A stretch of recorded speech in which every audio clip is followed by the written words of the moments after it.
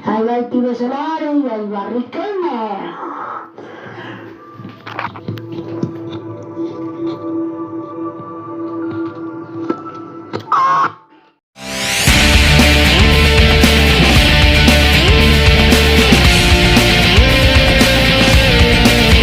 Hola gente, sean bienvenidos a un nuevo video para Santi. En el día de hoy vamos a hablar de la historia de Gimnasia y Esgrima La Plata, pero no vamos a hacer el video pedorro de 2021 de hace que solo decía 3 porquerías y ya está, sino que hoy voy a contar perfecta su historia, de donde saqué toda la información que hoy vamos a hablar, de Wikipedia y de la página oficial del club. Bueno, espero que les guste, empecemos.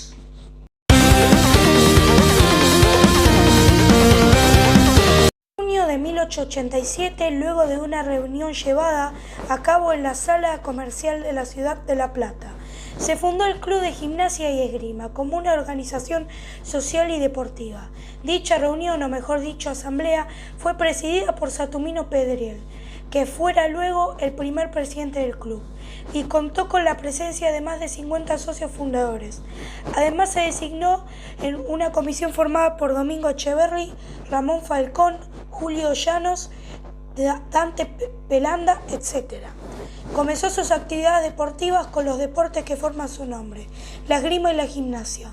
Luego de unos años se agregarían actividades como el tiro a blanco, carreras, saltos y cricket, entre otras. También comenzó a practicarse el fútbol, que sería a lo largo de su historia la principal actividad deportiva del club. El club además en sus inicios simbolizaba la aristocracia platense, en coincidencia con los funcionarios que habían llegado a la naciente capital provincial en 1882.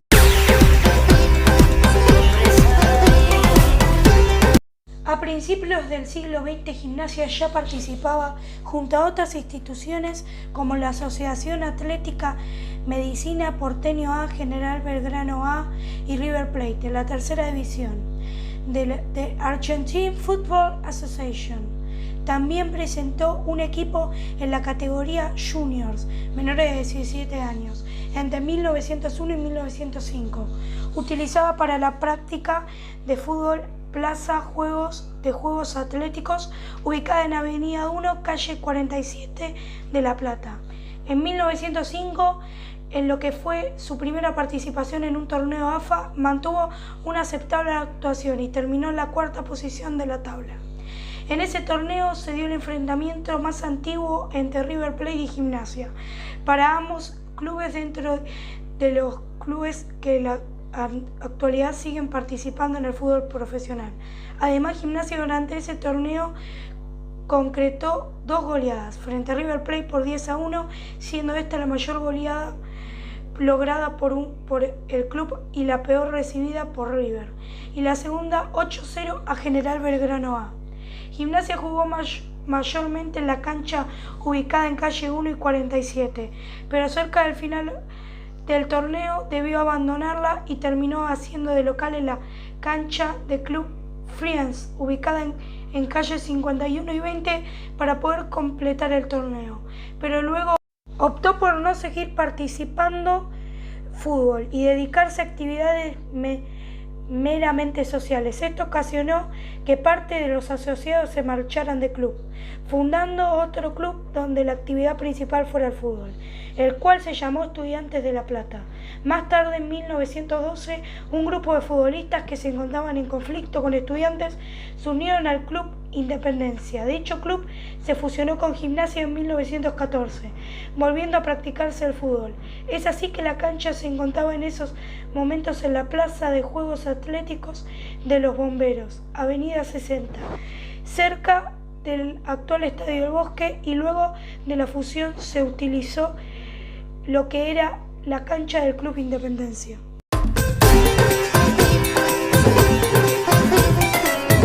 Tres años después del regreso del fútbol al club en 1912, Gimnasia sale campeón de la categoría intermedia y asciende a Primera División el 15 de diciembre de 1915, derrotando a Honor y Patria por 3-1 en la final, la base del equipo que logró el ascenso. Emiliano Fernández, Diomenis Bernasconi, Luis Pesero, Ricardo Naón, Roberto Felices, etc. Ese mismo año también gana las copas que estaban en disputa, Copa Competencia Adolfo Burlich y Copa Campeonato Intermedia. En ese año, el popular poeta nacido en Magdalena, Deoflor Méndez, escribió el himno oficial del club, y la música fue compuesta por el maestro Juan Sprenti, quien compusiera las versiones del himno nacional argentino y En Talmor de Tacuarí, con letra de Rafael Obligado. Fue entonado por primera vez el 9 de julio de 1915, con el adgesao que se le diera a la delegación del club River Plate Fútbol Club de Uruguay.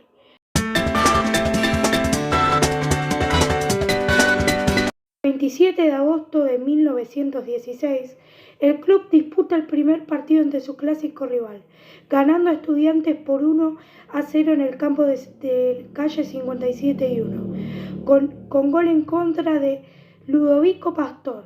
En ese año culmina el campeonato en cuarto lugar detrás de Racing Club, Platense y River Plate, con registro de 9 triunfos, 9 empates, 3 derrotas.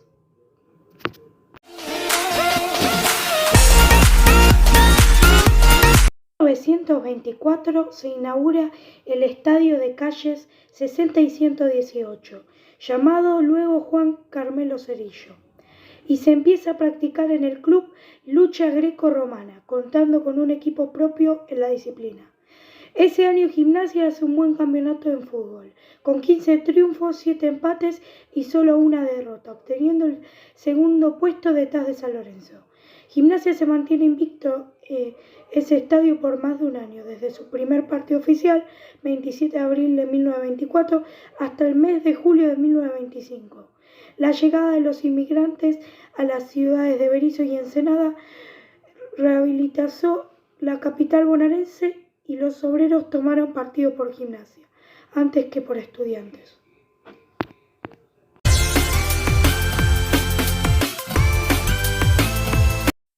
En 1929 Gimnasia y Esgrima obtiene su único campeonato amateur de la primera división, luego de la campaña que finalizó con 14 triunfos y 3 derrotas. El campeonato de 1929 aportó la modalidad de disputa de la Copa Estímulo, por lo que se dividieron a los dos equipos de 2 zonas, par e impar, definiéndose el título en un partido entre ganadores de cada zona. El 9 de febrero de 1930 se coronó campeón oficial de 1929 y también del campeonato de reserva. Gimnasia y Esgrima obtuvo el primer puesto de la zona impar, de la que formaban parte River, Racing, Huracán y Estudiantes.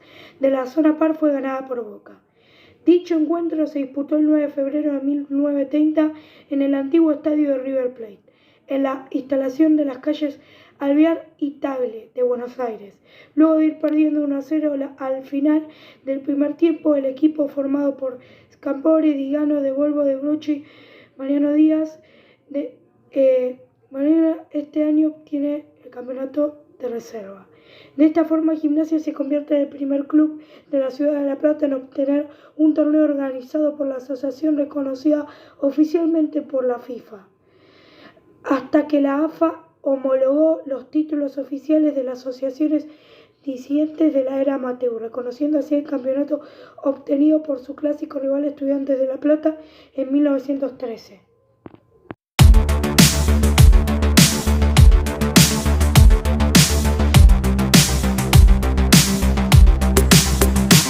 Entre diciembre de 1930 y abril de 1931, el equipo de Gimnasia posteriormente se conocería como el Expreso. Se convirtió en el segundo equipo argentino en competir en Europa y el primer equipo en jugar en Portugal, Checoslovaquia, Austria e Italia. La gira comenzó el 8 de diciembre de 1930, cuando el equipo se embarcó en el buque Luteria con rumbo a Brasil. Allí era la primera parada de una larga y a la vez corta gira futbolística, ya que se disputarían en total 27 encuentros a lo largo de 4 meses, que duraría la gira, algo áptico para este tiempo. Una vez en Brasil se llevaron a cabo 2 encuentros, el primero ellos frente al Vasco da Gama, con el que empató en un gol. 4 días después le llegó el turno combinando Carioca y terminó con el marcador adverso de 4-0. Otra cuestión a destacar con esos dos encuentros es que por primera vez el equipo albiazul jugó con luz artificial, servicio aún no implementado para esos tiempos en las canchas argentinas. Una vez concluido el encuentro en tierras brasileñas, el equipo menzana partió rumbo a España al bordo del buque Asturias, en el que pasaría la Navidad de 1930. Recién llegados a la madre patria y sin tiempo para entrar en conocimiento del lugar, el equipo albiazul se enfrentó al poderoso Real Madrid FC. A pesar del largo viaje, el partido fue 3-2 a favor de Gimnasia, convirtiéndose así en el primer equipo del interior del país en ganarle al Real Madrid en su propia cancha. Al otro día, la prensa española tituló: "Los argentinos parecen haber nacido para jugar al fútbol". Posteriormente, el 6 de enero, le llegó el turno al FC Barcelona en su cancha. Aquí también se lució el equipo conducido por Alfonso XII. Tras vencer a los locales por 2-1, en este match volvió a darse la particularidad: quien iba a ocupar la valla albiazul era Juan Botazo, por lo que el arquero suplente Felipe Zarcone le dijo a la noche libre. Un par de horas antes del comienzo del juego, a Botazo sufrió una lesión que la dejó al margen del plantel, por lo que hubo que recurrir a Zarcone. A pesar de su condición física, y a que el encuentro se disputó con una pelota mucho más liviana de lo habitual, el guardameta fue la figura del partido. Luego de su paso por España, en donde disputó un total de 7 partidos, ganando 5, empatando 1 y perdiendo el otro, la comita viajó rumbo a Francia, donde jugó solo una vez, cayendo ante el equipo local Red Star por 2-0. De allí partieron rumbo a Alemania, donde se disputaron un total de 10 amistosos. En este país, Gimnasia se alzó con 4 victorias, 2 derrotas y la misma cantidad de empates. Supo jugar con mucho frío, campos completamente nevados y hasta gran neblina. Otro hecho histórico que se dio en Alemania fue cuando se midió contra el combinado Tusquets-Flor en Leipzig. Un enviado especial de Darío Porteño mandó a la Argentina la primera radiofoto que mostraba un gol de Ismael Mogada. Una vez concluidos los programas en Alemania, la delegación se embarcó una vez más, pero esta vez rumbo a Italia. Aquí se disputaron 2 encuentros y ambos fueron empates, ante la Zambrotta 3-3 y ante el SS Napoli 2-2. Italia fue la última parada, aunque no de todo. De Nápoles volvieron a Barcelona y Lisboa, y de aquí remontaron a América para poner punto final a la gira con otros 3 encuentros en tierras brasileñas. Salieron desde La Plata el 8 de diciembre de 1930, precediendo la delegación del señor Mario Suerda, un conocido periodista platense, y como entrenador Rafael Kit Laufer, después gran boxeador de la ciudad. Alfonso XII, el director técnico y empresario, partieron en el vapor francés Luteria, a lo que sería el debut en Brasil. La delegación, integrada por Felipe Zarcone, Evasto del Boto, Julio Digiano, Vicente Rusquich, José María Minella, etc.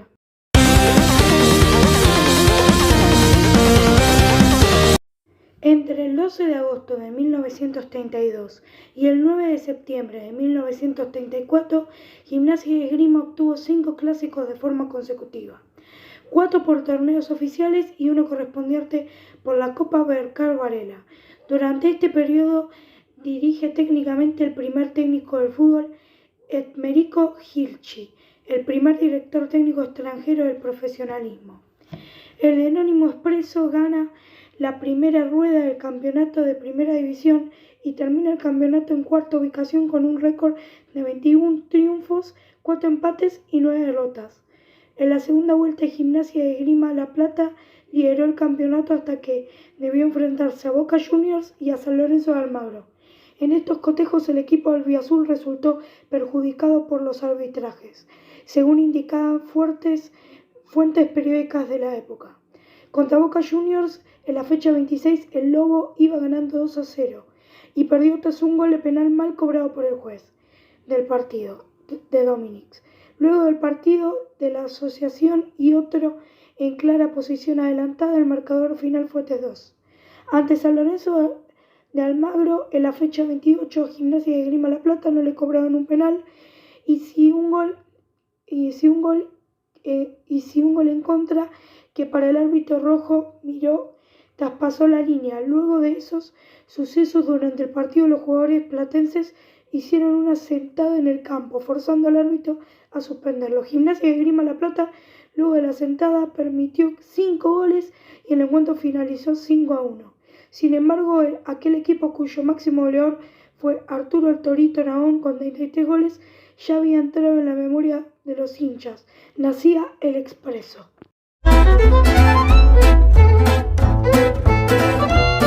El 40 Gimnasia tuvo un rendimiento irregular, lo que le costó 2 descensos a la primera B. En 1943 Gimnasia realiza una mala campaña donde termina en la última posición y desciende a la segunda división del fútbol argentino.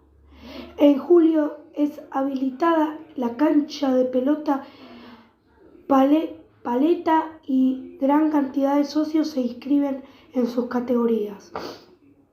Al año siguiente se logra el título nacional de la cuarta categoría. Al año siguiente Gimnasia, a través de 31 triunfos, 4 empates y 5 derrotas, logra el primer lugar, obteniendo de esa forma el campeonato de segunda división y el ascenso a la primera.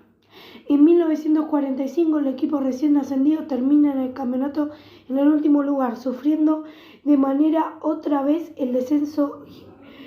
Gimnasia permanece en la primera vez durante 2 temporadas, 1946 y 47. En 1947 el equipo sale campeón tras 25 victorias, 7 empates y 6 derrotas y vuelve a primera división. En 1948 Gimnasia realiza otra vez una mala campaña donde sale último de la tabla de posiciones, pero en este año no hubo descenso. Los 2 años Gimnasia realiza campañas modestas. En 1949, en el encuentro, Gimnasia le ganó a River Plate por 2-1.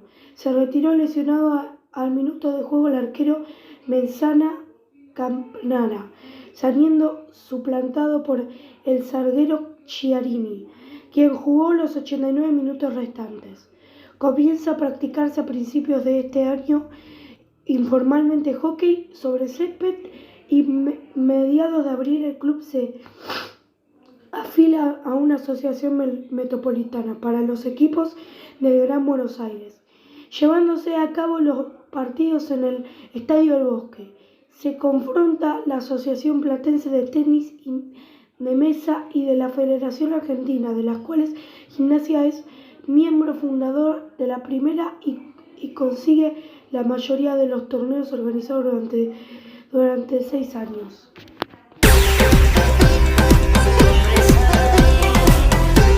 En 1951 el equipo de Gimnasia termina último en la tabla de posiciones y desciende nuevamente de categoría. En 1952, como Manuel Feidel como director técnico del equipo, Gimnasia sale campeón de la segunda división. Vuelve a primera división. En ese torneo el club consiguió 21 victorias, 9 empates, mientras que solo perdió 4 partidos. Terminó el torneo con 51 puntos, a tan solo un punto del segundo puesto por Tigre y a 5 de Colón de Santa Fe, que terminó tercero. Cabe agregar que tuvo 86 goles a favor y 43 en contra, y que José Chico fue el goleador del equipo con 27 goles. En 1953, en su retorno a la máxima categoría del fútbol argentino, Gimnasia alcanza la 6ª posición con 32 puntos. El equipo, dirigido técnicamente por Órgano, había cosechado 13 victorias, 6 empates y perdió 11 partidos, con 55 goles a favor y 43 en contra. Durante los restantes años de la década 54-1960, Gimnasia disputó los campeonatos de primera división, terminando la mayoría de veces por la mitad de la tabla de posiciones.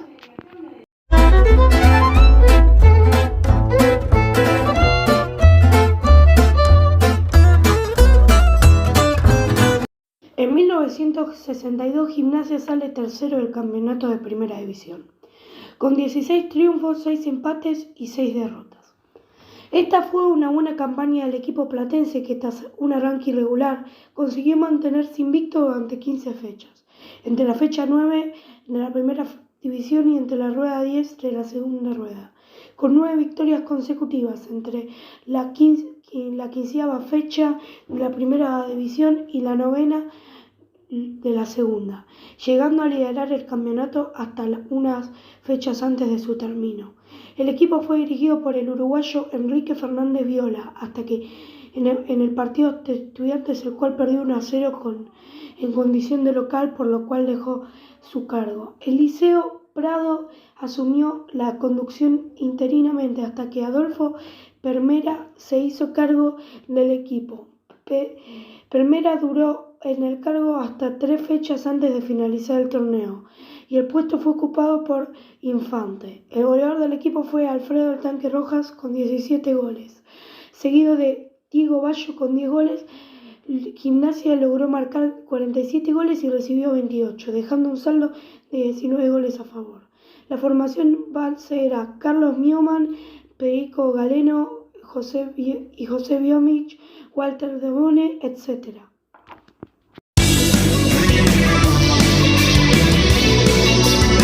En 1963, Gimnasia termina en el campeonato en la 13ª posición, a solo 3 puntos del descenso. El dato destacado de esa temporada fue que el 25 de junio golea a su clásico rival por 5-2, con goles de Siaka, Gómez Sánchez, Diego Bayo y 2 del Tanque Rojas, siendo este su mejor resultado ante Estudiantes. Al año siguiente termina en la misma posición. En 1965, anteúltimo en la tabla de posiciones, arriba de Chacarita Juniors por apenas un punto. En 1966, Gimnasia mejora sus actuaciones y culmina el campeonato en la 8ª posición con 13 partidos ganados, 13 empatados y 12 perdidos. A finales de los años 60, la AFA realizó modificaciones a los campeonatos de fútbol, creando el campeonato metropolitano, con los equipos afiliados directamente a la divididos en 2 zonas, y el nacional, en el que participaban conjuntos afiliados a la AFA que clasificaban en los primeros puestos del metropolitano. El resto, los que no ingresaban a las instancias finales de las competencias oficiales, participaban a la promocional y al reclasificatorio, junto a otros conjuntos que representaban a otras ligas del país. Uno de los equipos recordados por los simpatizantes del club es la Barredora. En 1970 logró clasificarse para disputar la semifinal contra Rosario Central, quien había ocupado el primer puesto de la zona A del Nacional. Gimnasia, por su parte, había clasificado segundo en la zona B después de Chacarita Juniors. Ocurrió un conflicto entre los jugadores y los dirigentes del club por motivos económicos y el presidente Oscar Bertiruno decide presentar a la tercera división. El resultado fue 3-0 para el equipo rosarino. El equipo estaba conformado por Hugo Orlando Gatti, Ricardo Reza, José Leonardi, José Minsky, Roberto Singua, Roberto Gonzalo, Héctor Pigani, José Santiago, De Leonis, José Néstor Mejía, Jorge Castalia. La formación que reemplazó a la Barredora en el partido final contra Rosario Central fue Tomás Kiptov y Di Tommaso, Agostinelli, Berrios, R. Pérez, Arguayo, Espinosa, París Santillán, Maldonado y Miranda.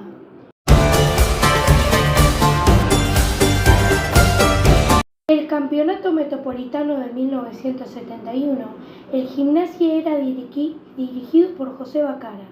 Se clasificó en el 12º puesto y el 10º del Grupo A. En el campeonato nacional del mismo año, al año siguiente, Gimnasia clasificó 15º en el metropolitano reclasificatorio. En 1973, Gimnasia clasifica 6º del Grupo A en el metropolitano, 7º del Grupo B en el nacional. A partir del 21 de diciembre de 1974 se establece el nombre de Juan Carmelo Cerrillo al Estadio del Bosque, en homenaje al expresidente albiazul. En cambio, luego de una mala actuación del primer año del fútbol en el campeonato metropolitano, el Lobo debe jugar un cuadrangular para determinar los 3 descensos del año, ante los clubes Platense, Chacarita Juniors y Atlanta, con 3 partidos ganados, 1 empatado y 2 perdidos, 7 goles a favor y 8 en contra. Gimnasia desciende a la segunda categoría. En ese torneo, Carlos Danton Zamporini convierte el gol más rápido de la Liga Argentina del Fútbol frente a Huracán, después de 5 segundos, el día 18 de marzo de 1979. La formación base fue Vidal, Magallán, Pellegrini, Sergio Castro, Ali Tulino, Alejo Verón, García, Melija, etc.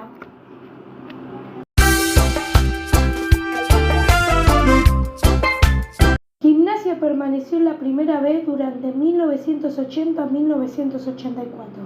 El primer año consiguió el 4º lugar en la tabla de posiciones, hasta ganar 19, empatar 8 y perder los restantes de 11 encuentros.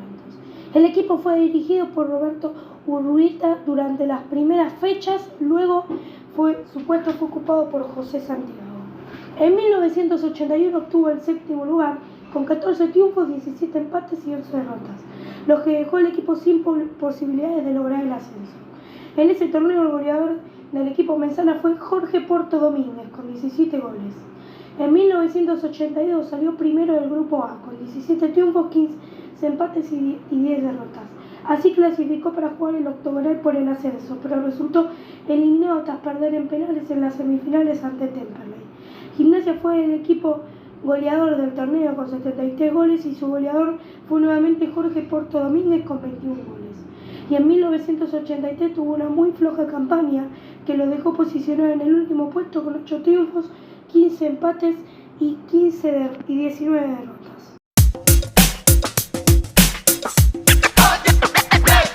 En 1984, Gimnasia logra el ansiado regreso a la primera división, tras obtener el 3er lugar en la tabla de posiciones con 18 triunfos, 10 empates y 14 derrotas, clasificándose así para disputar el octogonal final por el segundo ascenso a Primera A. De este octogonal se formaron parte Racing Club, Argentino de Rosario, Club Atlético Tigre, Defensores de Belgrano, Club Atlético Lanús, Nueva Chicago y Deportivo Morón. Gimnasia eliminó en el octogonal en cuarto de final a Argentino de Rosario tras empatar 1-1 en calidad de visita y ganar 2-1 de local. Luego en la semifinal enfrentó a Defensores de Belgrano, logrando un empate 2-2 de visitante y una victoria por 1-0 de local. De esta forma alcanzó el instante donde logró vencer en 2 oportunidades a Racing Club, 3-1 como visitante y 4-2 como local. En 1985, Gimnasia vuelve a disputar los campeonatos de primera división tras el ascenso obtenido en 1984. En su primera temporada en primera división se clasificó en 10º lugar con 36 puntos, 9 ganados, 18 empatados y 9 perdidos. En 1986-87 terminó en el 3º lugar con apenas 37 puntos, fruto de 12 victorias, 3 empates y 13 derrotas. En la temporada siguiente, Gimnasia ocupó el 5º puesto de la tabla de posiciones, sumando 43 puntos, 11 victorias, 21 empates y 6 victorias. Cabe destacar que en esa temporada el equipo invicto, jugando de local, y los 2 clásicos terminaron empatados. En 1988 y 1989 el equipo menzana clasificó en la 10ª posición, tras haber obtenido 10 victorias, 16 empates, 12 derrotas, totalizando un total de 57 puntos. En 1989 y 1990 Gimnasia termina en la 7ª posición, luego de 12 victorias, 15 empates y 11 derrotas, con 39 puntos.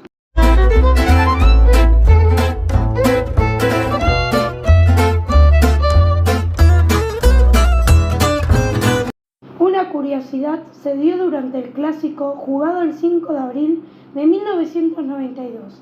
Ante el festejo de Gimnasia convirtiendo a los 9 minutos del segundo tiempo, las vibraciones provocadas por el festejo fueron registradas en el sismógrafo del Departamento de Sismología e información meteorológica del observamiento astronómico de La Plata. Por tal motivo, es recordado como el gol del terremoto. El partido terminó 1-0 a favor de Gimnasia y Esgrima. El encuentro lo terminó ganando el Lobo por 1-0 a dicha anotación, que se la conoce como el gol del terremoto, y convertido por el uruguayo José Perdomo de tiro libre. Ese año Gimnasia y Esgrima La Plata clasificó por primera vez a una copa de carácter internacional, como fue la Conmebol, organizada por la Confederación Sudamericana de Fútbol. En la primera fase viajó a Chile para enfrentar a los O'Higgins, con el que empató 0-0. Luego, en la revancha en la ciudad de La Plata, el equipo platense se impuso por 2-0 y clasificó para los cuartos de final. Ya en esta instancia tuvo que enfrentar a Peñarol del Uruguay, con el cual empató 0-0 en calidad de visitante, y una victoria por 3-1 en el Estadio del Bosque. En la semifinal le tocó disputar la clasificación a la final frente al Club Olimpia de Paraguay. Ambos encuentros ida y vuelta terminaron empatados en 0 y la clasificación se decidió por penales. Fue ahí donde el equipo paraguayo logró la diferencia y se clasificó a la final con marcador de 3-0, dejando fuera al equipo platense. En 1993, la Asociación del Fútbol Argentino organizó un torneo denominado Copa Centenario, al cumplirse 100 años de la creación de la Association Argentine Football League. Todos los equipos de primera división de ese momento disputaron encuentros de ida y vuelta con sus clásicos rivales. A partir de allí se jugaron 2 zonas, ganadores y perdedores, con el sistema conocido como doble eliminación. Gimnasia comenzó eliminando a su clásico rival Estudiantes, a quien venció 1-0 en el partido de ida con gol de Guillermo Barros Esqueloto, y empatando 0-0 en el partido de vuelta. Continuó eliminando a rivales como Newell's Old Boys, Argentinos Juniors y Belgrano, consagrándose triunfador de la ronda de ganadores. River Plate fue el ganador de la zona de los perdedores, por lo que al final se disputó en el estadio de Gimnasia. River, para ser campeón, debía vencer a los platenses en 2 oportunidades. Luego de un torneo que se disputaron 52 partidos, al final se jugó el 30 de enero de 1994, y a los 10 minutos del juego el arquero de Gimnasia, Javier Lavallén, le contuvo un penal a Riviola en River. Luego Hugo Romeo Guerra puso el 1-0 en los 44 del primer tiempo, empatando Villalba River. Pablo Fernández y Guillermo Barros Esqueloto pusieron cifras definitivas. Gimnasia ganó 3-1 y así obtuvo la Copa Centenario, competencia que se disputó por única vez en 1993, en conmemoración del centenario de la AFA. Con esta formación: Javier Lavallén, Guillermo Barros Esqueloto, Guillermo Sanguinetti, Pablo Morán, Darío Ortiz, Sergio Dopazo, Pablo Fernández, José María Blanco, Tarico, Gustavo Barros Esqueloto y Hugo Romeo Guerra. También en 1994, Gimnasia viajó a Japón a jugar la Copa Sanwa Punk, a la que fue invitado por la J League, al ser el campeón del torneo o Copa Centenario de la AFA. La Copa se disputaba en un solo partido y tuvo que jugar contra el campeón de J League, el Verdy Kawasaki, actualmente conocido como el Tokyo Verdy. El partido se jugó en el Estadio Nacional Shinjuku, Tokio, y terminó en tiempo reglamentario con un empate 2-2, y se definió en penales, donde el Verdy Kawasaki ganó 4-2.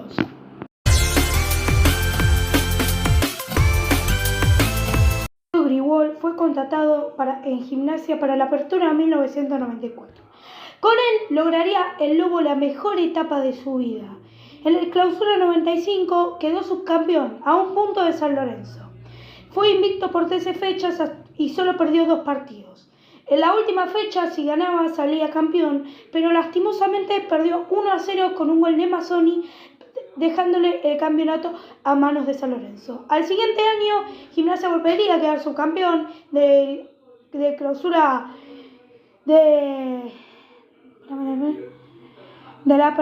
del Clausura en 1996, consiguiendo goleadas 6-0 a Boca en la Bombonera en la apertura de sus palcos y 6-0 a Racing en el Bosque. Después quedaría subcampeón de nuevo en el Clausura en el torneo Apertura 1998, y el 22 de marzo de 1999, en un partido, Gimnasia le ganaría a Gimnasia de Jujuy por 7-5.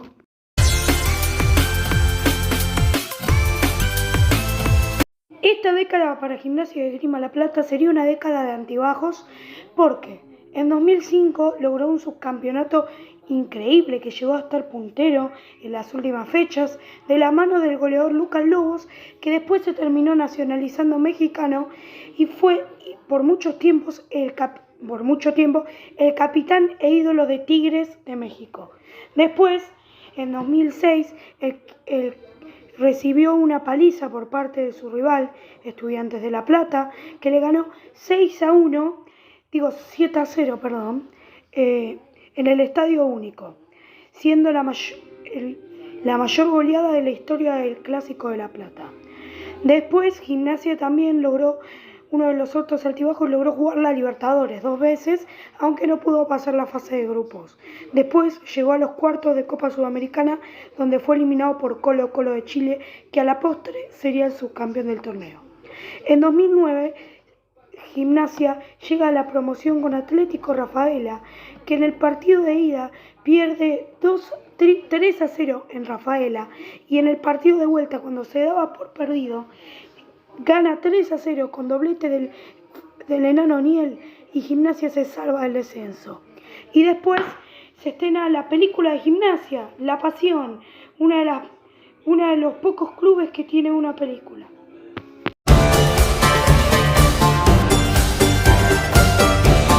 La década de 2010 empezó con una serie de malas temporadas, pese a la vuelta de Guillermo Barros Esqueloto. Gimnasia en 2011, en un año bastante raro, donde descendió River Plate, tuvo que jugar un desempate para ver quién descendía directamente y quién jugaba la promoción. En la Bombonera se enfrentó Huracán. Gimnasia ganó por 2-0 y logró evitar el descenso directamente. Pero no logró mantener la categoría tras perder la promoción ante San Martín de San Juan. Después, en 2013, vuelve a la primera división de la mano de Pedro Troglio, que se quedaría un par de años más hasta su salida inminente del club, donde le llegó a pelear el campeonato de 2015, donde llegó a estar puntero, pero serie de malos resultados lo dejó en quinto puesto. Después, con Gustavo Alfaro como técnico, lograron volver a las competiciones internacionales después de mucho tiempo, llegando a la Copa Sudamericana, donde quedarían eliminados en fase de grupos. Después, mientras el club atravesó una crisis económica y de resultados, volvió Pedro Troglio al comando del club. Gimnasia, de la mano de Troglio, logró llegar a la final de Copa Argentina en 2018, perdiendo por penales ante Rosario Central por 4-1 en la tanda de penales. Pero en 2019 asumiría Diego Maradona como técnico del club. El 25 de noviembre de 2020, Gimnasia se quedó oficialmente sin técnico tras la muerte de Diego Armando Maradona. Después asumieron interinamente, que después serían reafirmados, Mariano y Mesera, que tuvieron un pésimo torneo, dejando al club en puestos de descenso. Después, en 2021, asume Néstor Raúl Gorosito como técnico del club. Y en 2022 lo hace pelear el torneo de principio a fin, dejándolo puntero hasta las últimas fechas. Pero luego de que la represión policial ocurrió ante Boca Juniors y un par de malos resultados, Gimnasia terminó el campeonato en 9ª posición. Después, tras una crisis económica, el club se obligó a vender a todas sus figuras, quedándose con un equipo reserva. Pero con este equipo reserva logró ganar el Clásico Platense después de 13 años sin lograrlo ganar. La última vez había sido en 2010.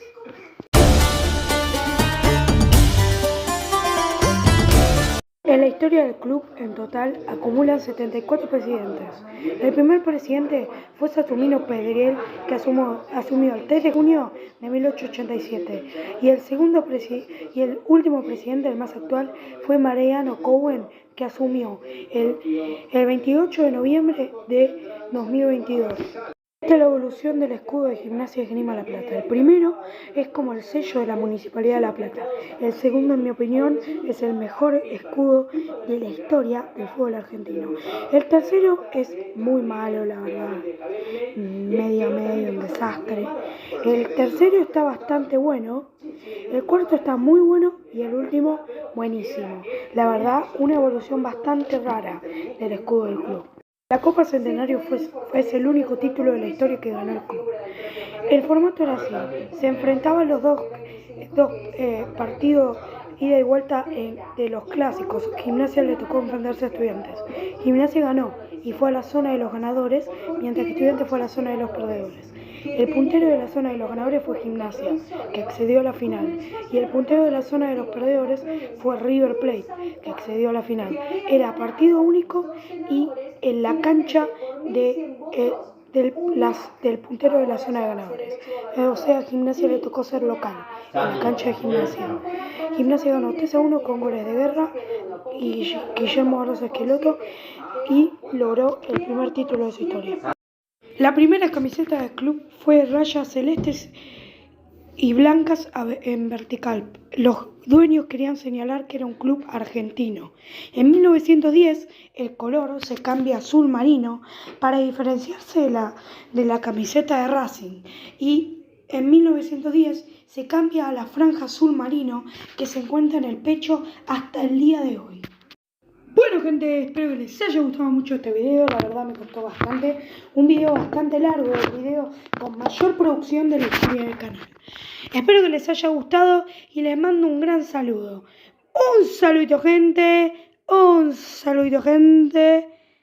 Chau, chau.